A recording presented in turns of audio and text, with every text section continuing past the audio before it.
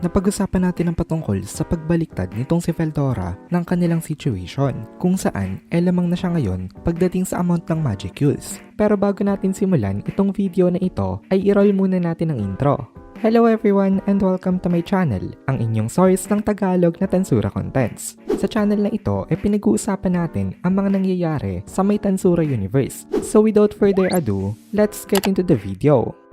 Nag-upload na nga pala guys ang Kohay PH ng Tagalog na solo leveling. Kaya kung gusto mo makapanood ng Tagalog solo leveling contents, bisitahin nyo ang Kohay PH. Link in the description. Ngayon, wala nang yabang itong si Dagrawel. Hindi na inferior ang tingin niya kay Veldora. Alam nitong si Veldora na hindi matigas ang ulo nitong si Dagrawel. At once na ito losing na, hindi nito isa-sacrifice ang kanyang sarili. Kumbaga, hindi ito makikipagpatayan until the very end. Wala rin namang balak itong si Veldora na sagarin talaga ito kung ayaw na naman ito makipaglaban. Dahil hindi niya naman responsibility kay Ruminas na tapusin nga itong si Dagrawel dito. Akala ni Dagrawel kanina, once na na-capture niya na sa may isolated space itong si Veldora, magi-give up na siya. At kanina nga rin sa point of view nitong si Dagrawel, kung nag-give up rin itong si Veldora, wala na siyang balak na puruhan pa ito. Wala rin naman kasi siyang grudge laban kay Veldora. Palagi sila naglalaban dati. Pero parang laro lang rin naman talaga halos yon. Wala talaga siyang balak na patayin itong si Veldora. Akala niya iiwas ito. Pero sinalo ni Veldora head-on ang kanyang atake. At hanggang ngayon hindi pa rin may comprehend itong si Dagrawel kung bakit ganun nga ang nangyari. Kaya nagtanong itong si Dagrawel dito kung bakit daw willing mag-risk ng buhay niya itong si Veldora. Sinalo daw nito ang kanya napaka-deadly na attack na talagang napaka-possible na tumapos sa kanya kanina. Nakakapanibago lang daw kung ang dating Veldora daw ang katapat niya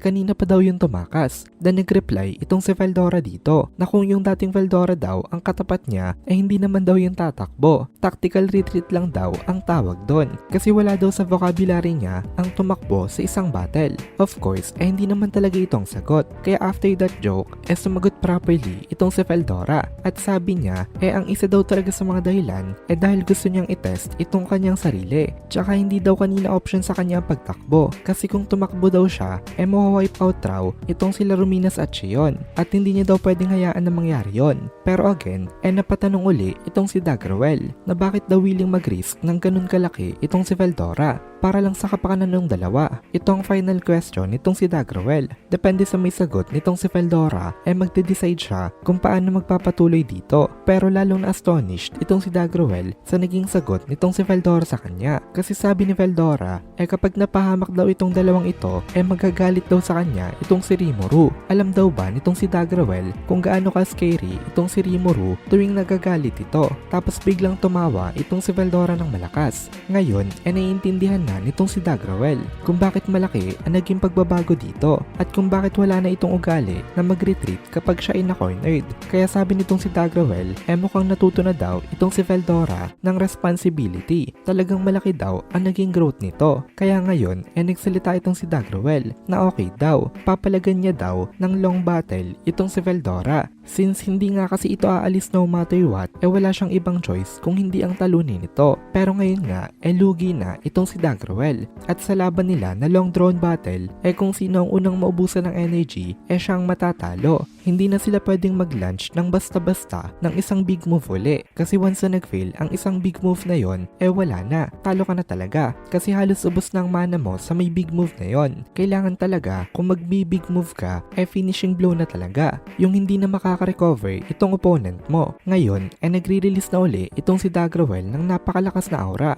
Ang kanyang over 20 meters na body mabilisang bumalik sa kanyang original length. Guys, konting interruption lang. Napansin nyo ba yung ilang images natin? May mga bago tayong artworks na ginagamit, pero napakaunti pa lang. Wala kasi ako enough na cash to afford producing more of those images. Napansin ko na significantly na may improve ang quality ng videos. And for that, gusto ko sana mag-start ng konting fundraising para makapag-produce tayo ng marami. I promise you guys, noticeable ang magiging changes once na marami na tayong new images. Lalo na sa mga later volumes, kung saan napakaunti talaga ng mga available na feature ng ibang mga characters. answers. You can message me on my Facebook page, link in the description, at tipipin ko rin sa my comment section. I will accept any amount of donation, and I'll give a shoutout katabi ng mga bagong produce na anime images dun sa mga names ng mga nagbigay. Anyway, let's go back into the video. At dahil lumiit nga ang size niya, naging hyper-compressed ang energy density niya. Kinabahan na naman dito itong si Veldora kasi naisip niya na ang lakas pa rin daw pala nito ngayon. Tapos tumawa itong si Dagrawell at nag-reply siya kay Veldora na oo naman daw. Itong form niya daw ngayon ay higher level of transformation than the titanification. Ang tawag daw sa form niya na ito ay super godification.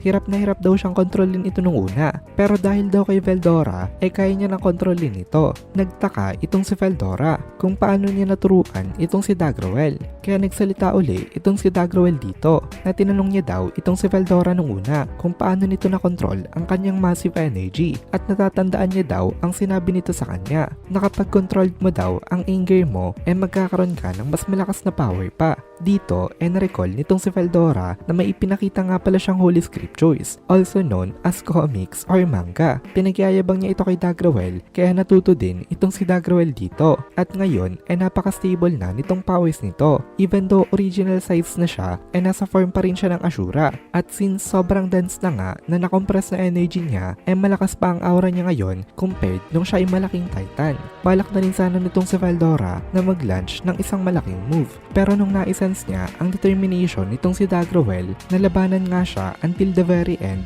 nakapag-decide itong Storm Dragon. Naharapin niya daw ng ganon na laban itong titan na ito. Ngayon nag-transform na rin into his human form itong si Veldora at dito na nila tatapusin ang kanilang laban. Sa ganitong form nila i-end itong battle na ito at dito na muna natin tatapusin itong video na ito. Kung nagugustuhan mo itong mga videos natin ay please consider joining the membership para mapanood mo na agad ang mga kasunod na part dahil palaging advance ang ating mga members. Also, ay please consider leaving a like at mag-comment ka na din para ma-boost naman tayo ng algorithm.